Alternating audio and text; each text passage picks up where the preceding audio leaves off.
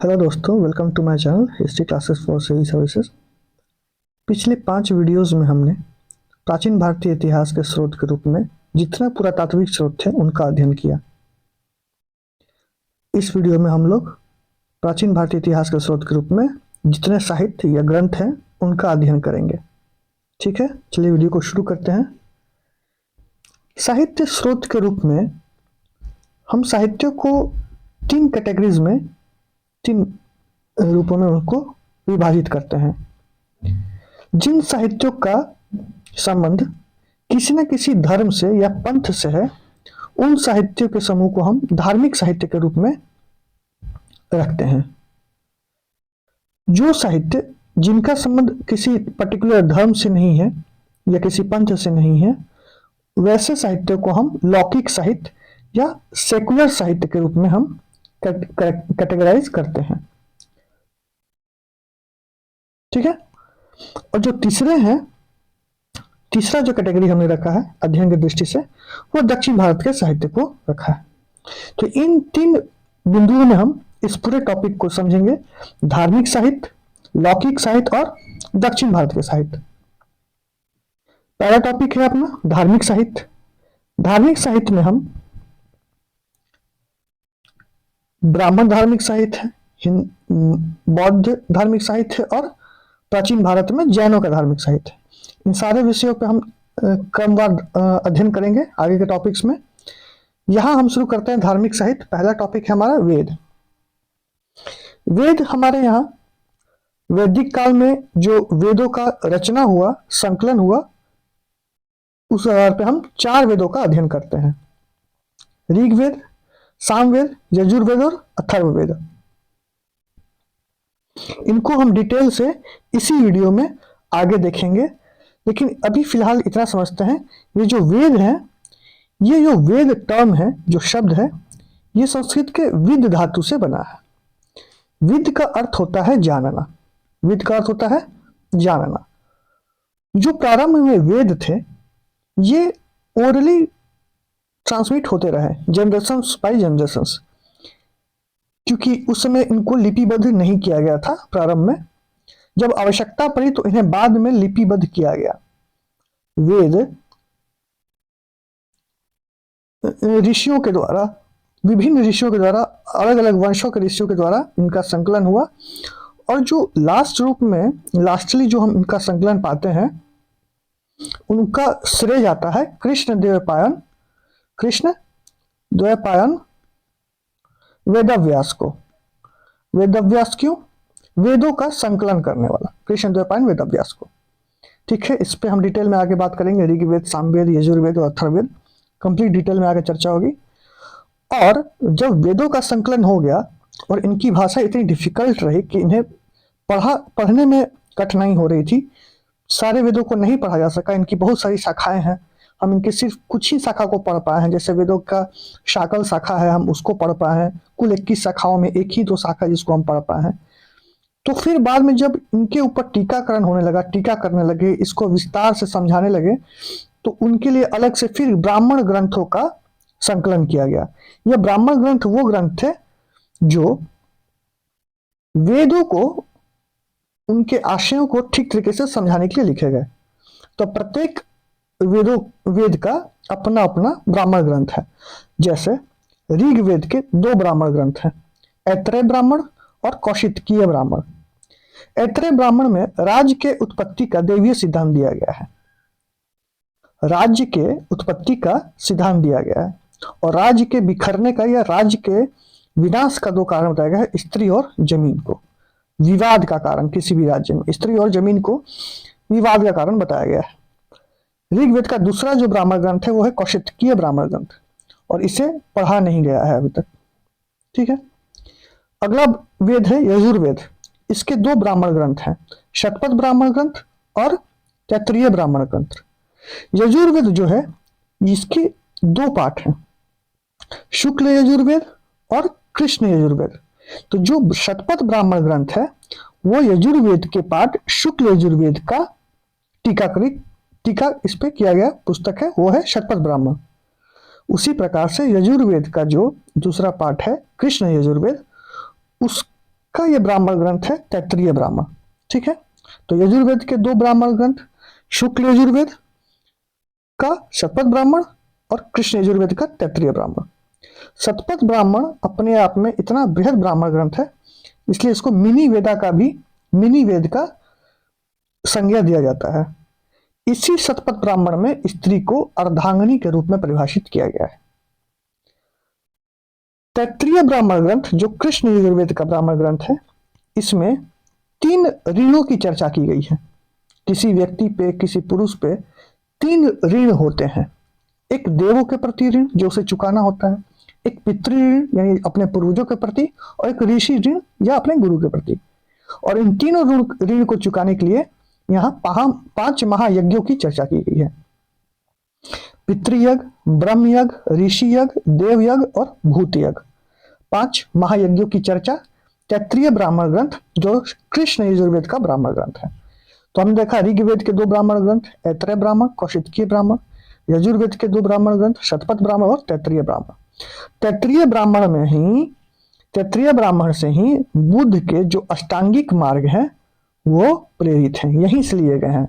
8 fold path जो हम बौद्ध धर्म पढ़ेंगे, बौद्ध दर्शन पढ़ेंगे खास करके, तो उसमें 8 फोल्ड पाथ की चर्चा की जाएगी अष्टांगिक मार्ग के। वो 8 रास्ते जो बुद्ध ने सुझाए थे एक व्यक्ति को समाज में सही तरीके से जीने के। ठीक है, तो यजुर्वेद के 2 ब्राह्मण ग्रंथ, शतपथ ब्राह्मण और तैत्तिरीय ब्राह्मण। अगला है सामवेद। सामवेद के 3 ब्राह्मण ग्रंथ, पंचविश ब्राह्मण, षड्विश ब्राह्मण और जैमिनी ब्राह्मण। सभी ब्राह्मणों में सबसे लंबा ब्राह्मण कौन है? पंचविश ब्राह्मण, इसलिए इसे महाब्राह्मण की संज्ञा दी जाती है। षड्विश ब्राह्मण के अंदर हम पाते हैं कि इसके अंदर भूकंप, अकाल, ज्वालामुखी जैसी जो प्राकृतिक आपदाएं हैं उनकी चर्चा मिलती है षड्विश ब्राह्मण में, इसलिए इसे अद्भुत ब्राह्मण की संज्ञा दी जाती है। और जैमिनी ब्राह्मण भी सामवेद का ही ब्राह्मण ग्रंथ है। तो सामवेद के 3 ब्राह्मण ग्रंथ, पहला है पंचविश ब्राह्मण, दूसरा है षड्विश ब्राह्मण और तीसरा है जैमिनी ब्राह्मण। सामवेद के 3 ब्राह्मण ग्रंथ, पंचविश ब्राह्मण, षड्विश ब्राह्मण और जैमिनी ब्राह्मण। चौथा है अथर्ववेद। अथर्ववेद के का एक प्रोमिनेंट, एक इंपॉर्टेंट ब्राह्मण ग्रंथ है जिसका नाम है गोपत ब्राह्मण। इसमें यज्ञों की व्याख्या की गई है। इसमें अग्निष्ठोम यज्ञ और अश्वमेध यज्ञ की महत्ता बताई गई है। तो इसमें 2 पॉइंट है इंपॉर्टेंट। गोपत ब्राह्मण किसका ब्राह्मण ग्रंथ है? तो अथर्ववेद का ब्राह्मण ग्रंथ है। एग्जाम पॉइंट ऑफ व्यू से जो हाईलाइटेड चीज है बस वही याद रखना है। तो गोपत ब्राह्मण अथर्ववेद का ब्राह्मण ग्रंथ है। तो 4 वेद थे, चारों वेद के हमने ब्राह्मण ग्रंथ देख लिए। ऋग्वेद के ऐतरेय ब्राह्मण, कौशितकीय ब्राह्मण, यजुर्वेद का शतपथ ब्राह्मण और तैत्तिरीय ब्राह्मण, सामवेद के 3 ब्राह्मण ग्रंथ, पंचविश, षड्विश और जैमिनी ब्राह्मण, अथर्ववेद का एक गोपत ब्राह्मण। अब देखते हैं ब्राह्मणों के प्राचीनता का क्रम।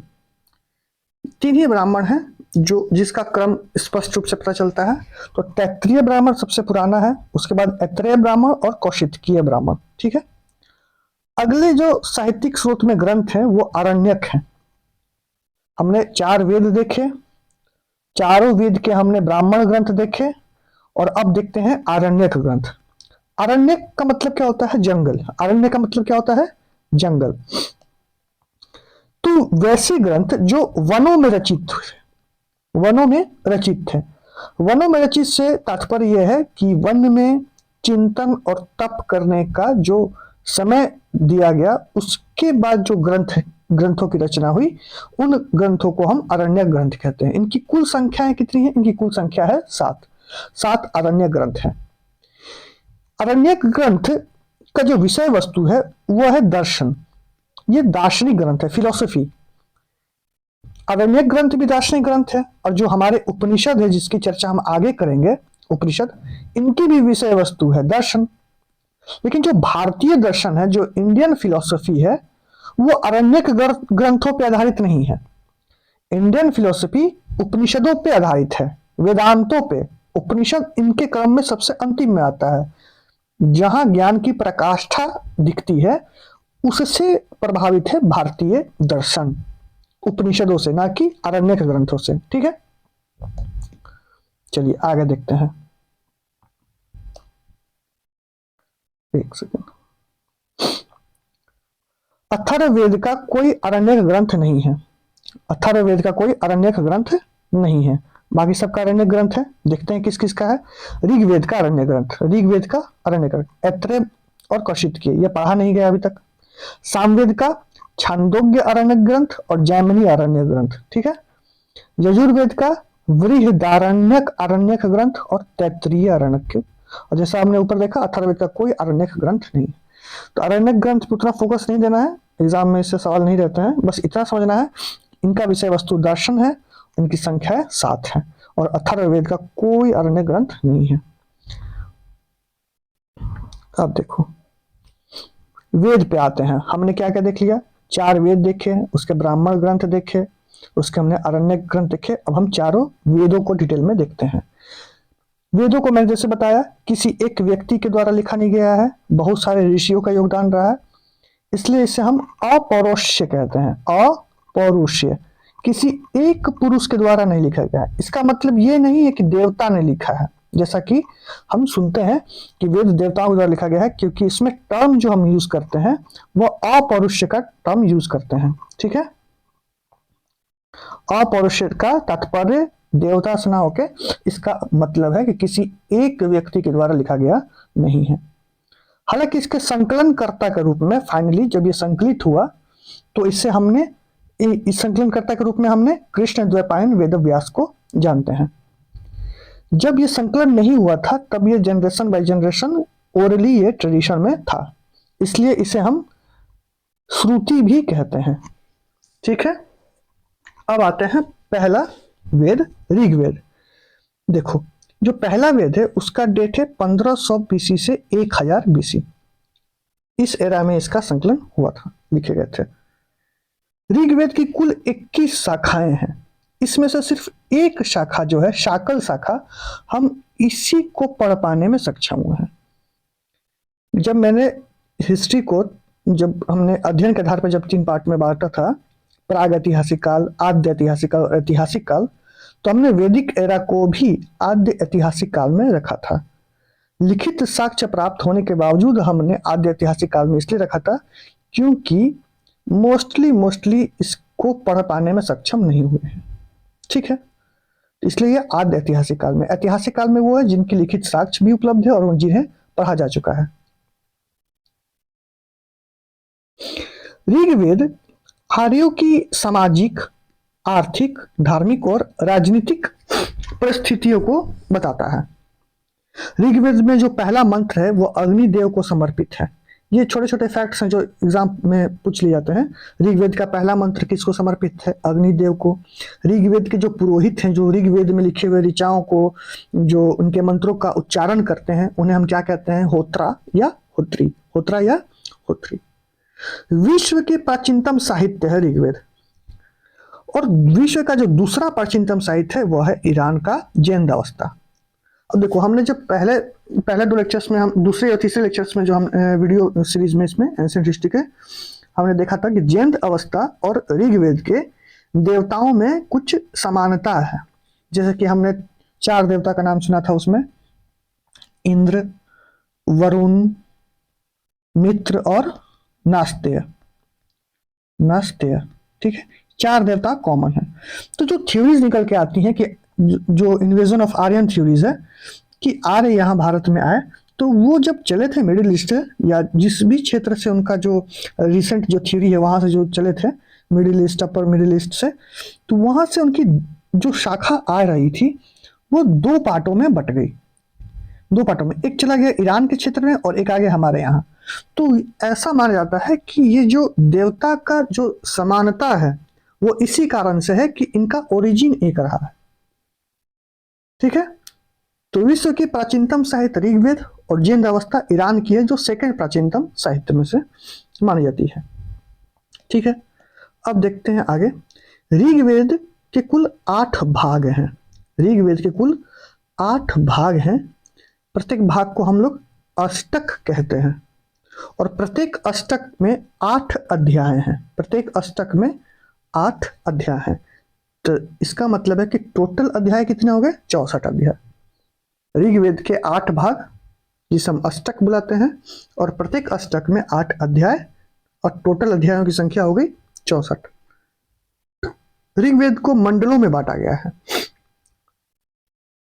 टोटल मंडल्स कितने हैं? 10। तो 10 मंडल और 8 भाग। जैसे हम लोग कॉन्स्टिट्यूशन को पढ़ते हैं, अनुसूचियां हैं, भाग हैं, अनुच्छेद हैं, ठीक है, उसी प्रकार ऋग्वेद में भी 8 भाग हैं, अष्टक बोलते हैं, और 10 मंडल हैं। ठीक है, जो 10 मंडल हैं, ये इसमें कुछ क्रम है, कुछ मंडल बाद में जोड़े गए हैं, कुछ मंडल पहले जोड़े गए हैं। तो जैसे कि 1 और 10वां जो मंडल है वो सबसे नया है, सबसे बाद में जोड़ा गया मंडल है। ठीक है, और 10वां तो सबसे नया है। और 2 से लेके 7 तक जो मंडल है, 2 से 7, ये किसी एक ही ऋषि के द्वारा, एक ही ऋषि के वंश के द्वारा लिखे गए हैं। ठीक है, इसलिए इसे हम वंश मंडल के नाम से भी जानते हैं। तो ऋग्वेद के कुल 8 भाग, 10 मंडल, 1 और 10वां जो मंडल है वो सबसे नया है, और 2 से लेकर 7 तक के जो मंडल है वो एक ही वंश के द्वारा लिखे गए हैं, इसलिए इसे हम वंश मंडल भी कह देते हैं। ठीक है, वंश मंडल कहते हैं। अब देखो, मंडल को फर्दर हमने नहीं, ऋग्वेद में मंडल फर्दर ऋग्वेद में सूक्तों में डिवाइडेड है। सूक्त मतलब क्या? सुंदर युक्ति। सूक्तों के अंदर होता क्या है? तो सूक्त के अंदर मंत्र होते हैं। तो टोटल सूक्त कितने हैं? टोटल सूक्त है 1028, यानी 1028 टोटल मंत्र हैं। टोटल सूक्त हैं, सॉरी, टोटल सूक्तों की संख्या कितनी है? 1028। ये पूछ लेता है, टोटल सूक्तों की संख्या 1028 यानी 1028। टोटल मंत्रों की संख्या कितनी है? 10,462। ठीक है, यहां तक कोई दिक्कत नहीं है। एक बार देख लेते हैं वेद क्या होते हैं। वेद अपौरुष्य हैं, श्रुति हैं, कृष्णद्वैपायन के वेद व्यास के द्वारा संकलित है। ऋग्वेद कुल 21 शाखाओं में एक शाखा, सकल शाखा को पढ़ने में सफलता प्राप्त हुई है। इसका घटनाक्रम है 1500 से लेकर 1000 BC। आर्यों की सामाजिक, आर्थिक, धार्मिक और राजनीतिक स्थिति को ये बताता है।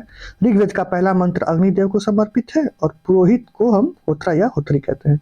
इसकी प्राचीनतम साहित्य है ऋग्वेद, और सेकंड प्राचीनतम साहित्य है ईरान का जिंदावस्था। ऋग्वेद 8 भागों में बटा है, प्रत्येक भाग को अष्टक कहते हैं। एक अष्टक में 8 अध्याय है, और टोटल 64 अध्याय। मंडलों की संख्या 10, 1 से लेके 10 तक है, और 1 और जो 10वां मंडल है सबसे नया है, सबसे नया 10वां है। 2 से लेकर 7 तक के मंडल किसी एक ही वंश के ऋषि के द्वारा लिखे गए हैं, इसलिए इसे वंश मंडल भी कहते हैं। मंडल आगे सूक्तों में विभाजित है। सूक्त का मतलब होता है सुंदर युक्ति। सूक्तों में मंत्र होते हैं, टोटल सूक्त होते हैं 1028, और टोटल मंत्र हैं 10,462। ऋग्वेद में कुछ ऋचाओं का या कुछ मंत्रों का, कुछ ऋचाओं का, कुछ सूक्तों का जो रचना है कुछ महिला ऋषियों के द्वारा भी किया गया। जिन महिला ऋषियों का उसमें नाम मिलता है ऋग्वेद में, उनका नाम दिया हुआ है, जैसे लोपा, मुद्रा, विश्वरा, घोषा और अपाला। ये 5 महिला ऋषि हैं जो ऋग्वेद में इनका नाम मेंशन होता है। नाम याद करना है, लोपा, मुद्रा, विश्वरा, घोषा और अपाला। 7वें मंडल में दशराज युद्ध का वर्णन मिलता है। ठीक है, 7वां जो मंडल है वो ऋषि वशिष्ठ के द्वारा लिखा गया है। 7वें मंडल में दशराज युद्ध का वर्णन मिलता है। दशराज युद्ध क्या है? 2 कबीले थे, एक भरत जन का कबीला था और एक 10 जनों का संघ था। ठीक है, इस 10 जन में 5 आर्य थे और 5 कबीले अनार्यों का था। ठीक है, इसमें पुरु कबीला जो था लीड कर रहा था, और इनके जो पुरोहित थे वो थे विश्वामित्र। ठीक है, भरत जन तुत्सु कबीला का था, और भरत इसका नेतृत्व कर रहा था, और इनके जो गुरु थे वो थे गुरु वशिष्ठ। भरत जन और 10 जनों के युद्ध को हम दशराज युद्ध के नाम से जानते हैं।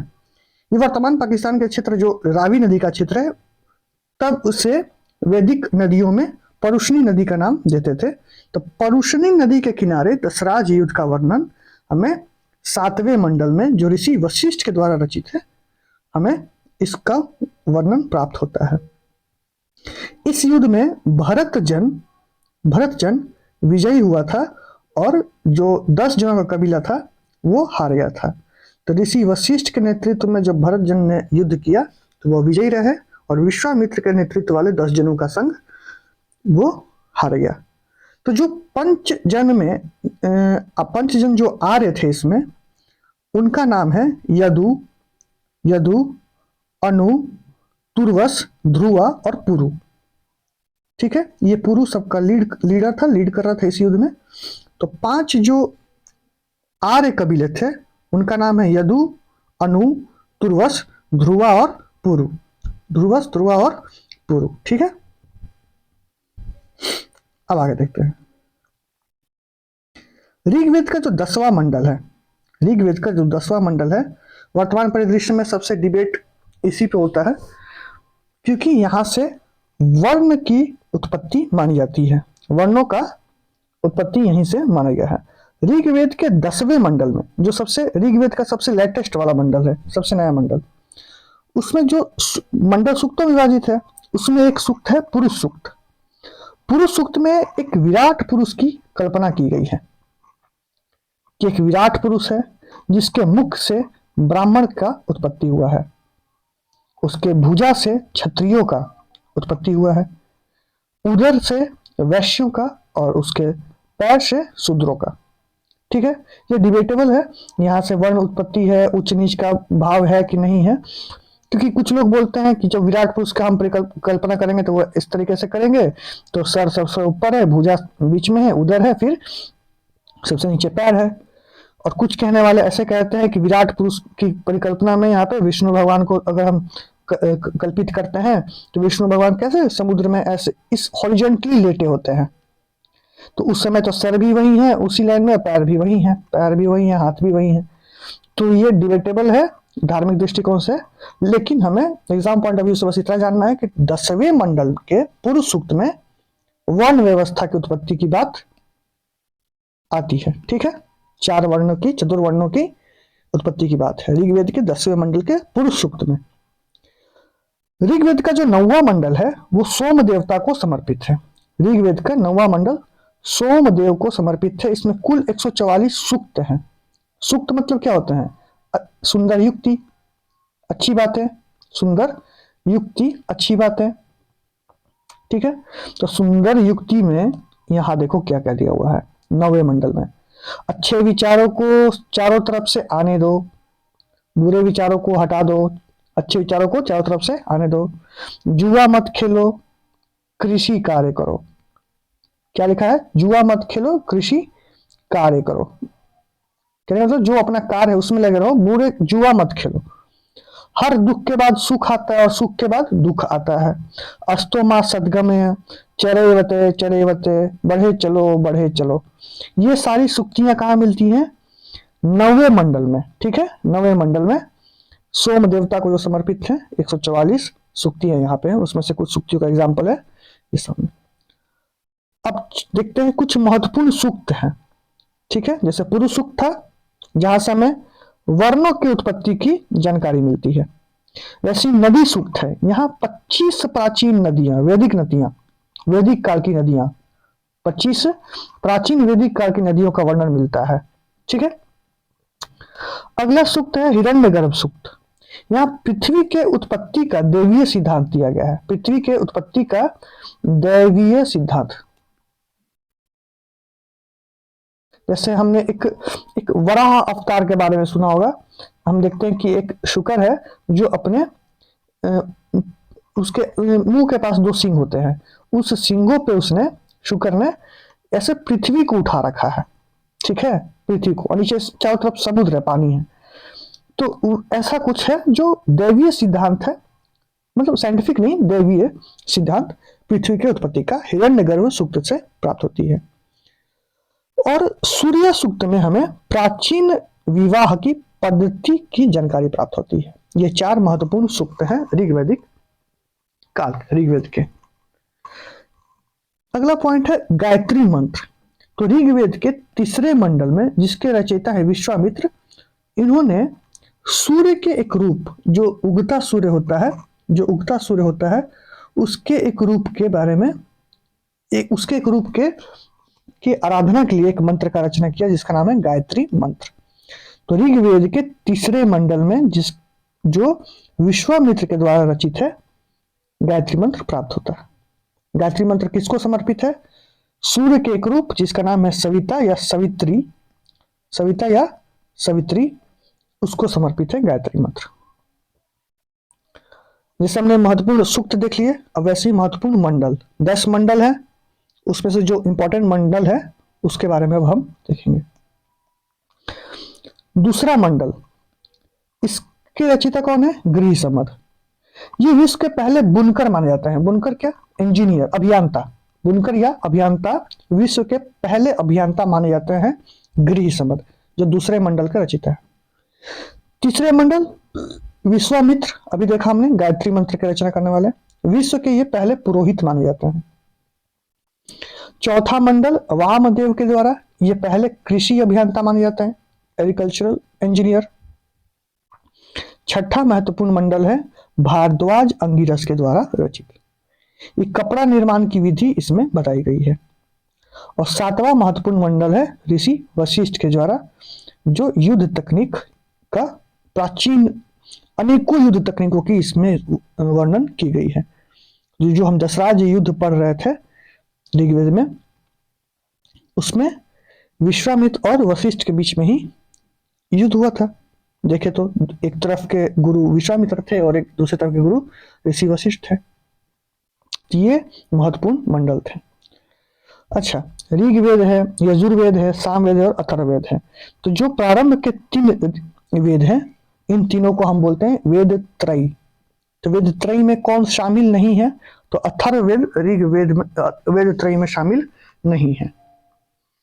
अब देखते हैं यजुर्वेद। ऋग्वेद कंप्लीट हो गया, अब देखते हैं यजुर्वेद। यजुर्वेद यजुस धातु से बना है, इसका मतलब होता है यज्ञ अथवा कर्मकांड। यजुर्वेद वो सोर्स है जिसमें हमें प्रोसेस ऑफ एग्रीकल्चर के बारे में पता चलता है, कृषि कार्य के प्रोसेस के बारे में पता चलता है। यजुर्वेद की 2 शाखाएं हैं, शुक्ल यजुर्वेद और कृष्ण यजुर्वेद। तो शुक्ल यजुर्वेद पढ़ा गया है, कृष्ण यजुर्वेद नहीं पढ़ा गया है। ठीक है, शुक्ल यजुर्वेद में पहली बार देश टर्म मिलता है।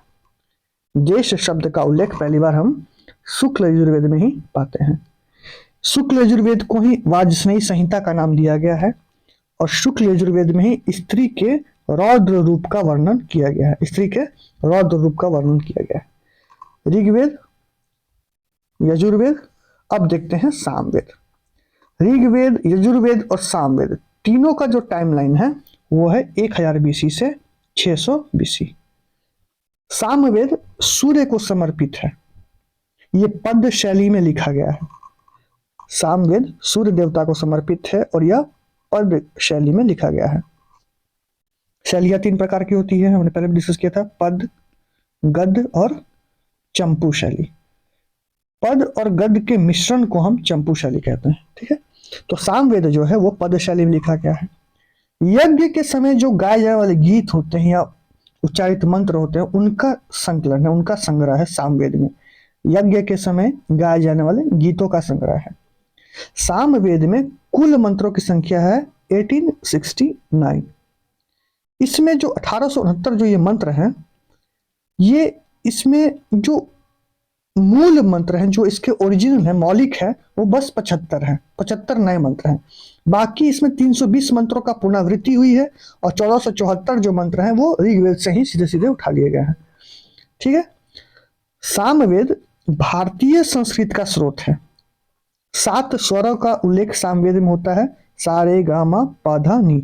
ठीक है, तो सा का जो इसमें तात्पर्य बताया गया है वो सारे पशु पक्षियों के द्वारा उच्चारित जो स्वर है, जो आवाजें हैं, वो सा उनको रिप्रेजेंट कर रहा है। ऋषभ यानी बैल यानी सांड के द्वारा जो उच्चारित स्वर है उसको इंडिकेट कर रहा है रे। वैसे ही गंधर्व को कर रहा है गा, मानव को कर रहा है मा, प्रभु के लिए है प, ध्यो यानी वनस्पति या जल जीव के द्वारा जो उच्चारित ध्वनि है उसके लिए रिप्रेजेंट कर रहा है ध, और निम्न वर्ग या राक्षसों द्वारा उच्चारित स्वरों के लिए है नी। तो सा रे गा मा पा धा नी, ये 7 स्वरों का उल्लेख भी हमें सामवेद में ही मिलता है, सामवेद में देखने को मिलता है। ठीक है, सामवेद में व्रात सोम यज्ञ का उल्लेख किया गया है। अच्छा, व्रात सोम यज्ञ क्या है? व्रात सोम यज्ञ अनार्यों को आर्यों में बदलना। अच्छा, आर्य और अनार्य का मतलब समझें, आर्य और अनार्य का मतलब समझें। तो जो आर्य है, आर्य जो शब्द है, इसका जो शाब्दिक मीनिंग होता है वो होता है श्रेष्ठ, श्रेष्ठ, जो दूसरे से श्रेष्ठ हो। और अनार्य का मतलब क्या होता है? जो श्रेष्ठ नहीं है। अगर हम आर्यों के पॉइंट ऑफ व्यू से, पर्सपेक्टिव से देखें, तो वो अनार्य किसे कहते होंगे? जैसे हमें हमें पता है कि जो क्षेत्र आर्यों के अंदर में नहीं था, उसके अलावा जितने भी लोग थे, जितने भी उस समय की जनसंख्या रही होगी, वह आर्यों के लिए अनार्य का क्षेत्र रहा होगा। तो अनार्य वो उनको मानते थे, भ्रष्ट मानते थे उनको, अनार्य इसलिए बोलते थे क्योंकि वो उनके विधि विधान के अकॉर्डिंग नहीं रहते थे। उनकी तरह यज्ञोपवीत या उपनयन संस्कार नहीं होता था, उनके अकॉर्डिंग सारे पूजा पाठ का तरीका नहीं था, रहन सहन नहीं था, कल्चर नहीं था, अलग कल्चर था। तो उनको अनार्य कहते थे। तो अनार्यों को आर्यों में बदलने के लिए वो व्रात सोम यज्ञ का अनुष्ठान करते थे। आगे हम पढ़ेंगे स्मृतियां, जैसे हमने सुना होगा मनुस्मृति, वैसे एक स्मृति है देवल स्मृति। देवल स्मृति बहुत बाद का स्मृति है ये। उस स्मृति में व्रात सोम यज्ञ शुद्धि मंत्र के रूप में शामिल होता है। जब मॉडर्न इंडिया हम लोग पढ़ेंगे, मॉडर्न इंडिया नेशनल फ्रीडम का जो सेशन चलेगा, उसमें हम 2 नाम प्रोमिनेंटली हमेशा सुनते रहेंगे, दयानंद सरस्वती और बीजी तिलक, बाल गंगाधर तिलक। इन दोनों महत्वपूर्ण व्यक्तित्व ने 1882 और 1894 रिस्पेक्टिवली इन्होंने इस मंत्र का उपयोग करने का सिफारिश किया। इशू क्या था वो अलग बात है, मॉडर्न इंडिया में देखेंगे। लेकिन इससे ये हो गया आगे कि इनका उद्देश्य क्या रहा, अच्छा या बुरा, वो डिबेट का इशू है। लेकिन परिणाम क्या निकला? परिणाम यह निकला कि मुसलमानों और हिंदुओं के बीच में विभेद और बढ़ गया, जिसके हम परिणाम में देखते हैं कि मुसलमानों में तबलीगी जमात और तंजीम जैसी संस्थाएं गठन हो गई, और हिंदुओं में हिंदू महासभा और आरएसएस बीएस मुंजी और हेडगेवर के द्वारा 1926 में गठित हो गया। इसी का हवाला देते हुए व्रात सोम यज्ञ का और देवल स्मृति में शुद्धि मंत्र का हवाला देते हुए उन्होंने इसका इस्तेमाल करने को कहा। ठीक है, अब देखते हैं सामवेद की शाखाएं। सामवेद की 3 शाखाएं हैं। कौथुम शाखा पढ़ा जा चुका है, रणायनीय शाखा या रणनी शाखा, रणनी शाखा, और जैमिनीय शाखा। तो सामवेद की 3 शाखाएं हैं, 2 शाखाएं पढ़ी नहीं गई हैं, सवाल भी नहीं पूछेगा, और कौथुम शाखा सवाल यहां से भी नहीं आता है। सामवेद की कुल 3 शाखाएं हैं, कौथुम शाखा, रणानीय शाखा और जैमिनी शाखा। ठीक है, आगे देखते हैं। अब है अथर्ववेद, चौथा वेद, लास्ट वेद। अथर्ववेद की रचना 1000 बीसी से 600 बीसी में की गई है। मैंने शायद ऊपर एक जगह मिस्टेक कर दिया है।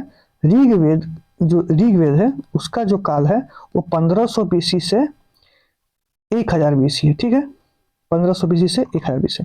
बाकी के जो 3 वेद हैं, यजुर्वेद, सामवेद और अथर्ववेद, इनका टाइम पीरियड ये है। ठीक है, लेकिन जो पहले के 3 हैं उनको वेद त्रयी कहते हैं, और लास्ट वाला जो अथर्ववेद है ये वेद त्रयी में शामिल नहीं है।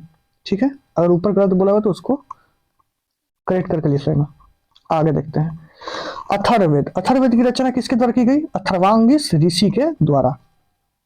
इसे ब्रह्मवेद की संज्ञा दी जाती है, इसे माही वेद की भी संज्ञा दी जाती है, और पहली बार पृथ्वी को मातृभूमि की संज्ञा दी गई है। किसमें? अथर्ववेद में। पहली बार पृथ्वी को मातृभूमि कहकर संबोधित किया गया है अथर्ववेद में। अथर्ववेद का विषय वस्तु क्या है? जब हम इसको देखते हैं तो इसमें उस समय के समाज में जो व्याप्त अंधविश्वास थे, जादू टोना था, वशीकरण था, उसकी चर्चा की गई है। तो जो उस समय के समाज में ट्रेंड में होता था उसकी चर्चा की गई है। तो इसका विषय वस्तु हो जाता है लोकाचार, यानी कि फैशन। उस समय ट्रेंड में क्या था?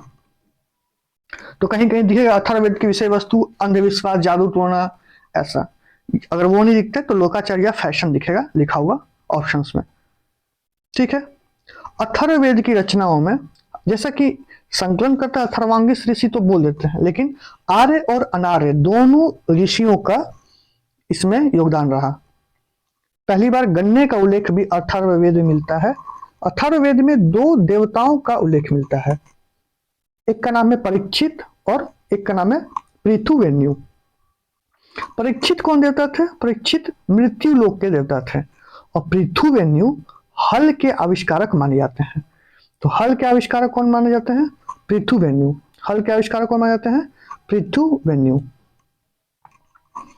हल के आविष्कारक पृथुवेन्यु।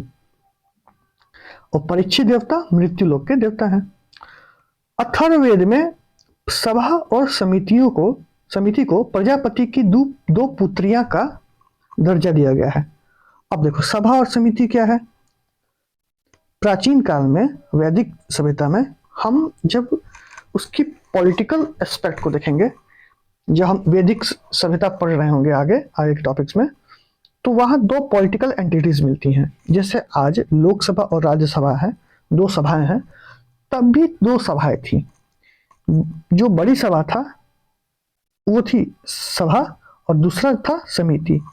हम इनके कार्य प्रणाली, इनमें सहभागिता, स्त्रियों की सहभागिता, वोटिंग राइट्स, बोलने का अधिकार क्या था, वो सब हम आगे डिटेल्स में देखेंगे अगले टॉपिक्स में। लेकिन अथर्ववेद में, क्योंकि सवाल ऐसे डायरेक्ट पूछता है कि सभा और समिति को प्रजापति की पुत्रियां कहा गया है कहाँ? ऋग्वेद, सामवेद, यजुर्वेद या अथर्ववेद? तो इसका आंसर होगा अथर्ववेद। अथर्ववेद में सभा और समिति को प्रजापति की 2 पुत्रियों का संज्ञा दिया गया है। यहां भी अथर्ववेद में कुछ सूक्तियां हैं। अथर्ववेद का सबसे महत्वपूर्ण सूक्ति यह है कि युद्ध केवल मन के अंदर लड़ा जाता है, बाद में वास्तविक धरातल पर। ठीक है। एक और है, बातें केवल आंखें करती हैं, जो मुख है, जो अधर है, जो ओठ है, अधर है, अधर केवल अभिव्यक्ति करती है। यह भी अथर्ववेद से लिया गया सूक्ति है। अथर्ववेद की भी 2 शाखाएं हैं, एक सोनक शाखा है और एक पिपलाद शाखा है। सोनक शाखा पढ़ा गया है और पिपलाद शाखा नहीं पढ़ा गया है। तो इस टॉपिक में हमने साहित्यिक इतिहास में धार्मिक साहित्य पे हमने अध्ययन किया है। अभी इसके 2-4 वीडियोस और आएंगे धार्मिक साहित्य को लेकर। वो जो धार्मिक साहित्य है, लौकिक साहित्य है, विदेशी साहित्य है, दक्षिण भारत के साहित्य हैं, इन सब पे आगे वीडियोस आएंगे और सबका डिटेल फॉर्म में वीडियो आएगा, ऐसे ही हैंड रिटन नोट्स के साथ। आपको वीडियो पसंद आ रहा है तो कृपया इसको शेयर करें दोस्तों में, और नोट्स भी बना सकते हैं क्योंकि रेगुलर वे में अब वीडियोस आने स्टार्ट हो जाएंगी। थैंक यू, मिलते हैं अगले वीडियो में। चैनल अच्छा लगे और अगर इंपॉर्टेंट लगे एग्जाम पॉइंट ऑफ व्यू से, पसंद आए तो चैनल को सब्सक्राइब करें और अपने दोस्तों में शेयर करें। थैंक यू सो मच, मिलते हैं अगले वीडियो में।